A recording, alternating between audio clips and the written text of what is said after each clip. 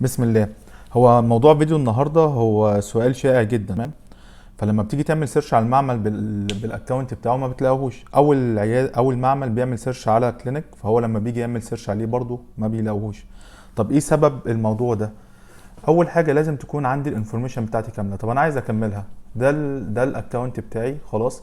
هبتدي اخش على الميريت لينك الاكونت بتاعي، خلاص. بضغط عليه، هيبتدي يفتح البيج بتاعتي على الموقع بتاع الميريت.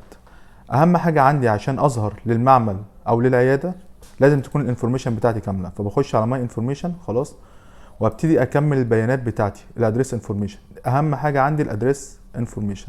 هبتدي ادخل اللوكيشن بتاعي وارقام تليفوناتي واعمل سيف. تمام. كل الانفورميشن الباقيه دي مش مهمه، بس لازم اسيفها. الاورجانيزيشن، اديشنال انفورميشن، سكانر انفورميشن. ممكن ابتدي ان انا اعمل سيف للانفورميشن دي.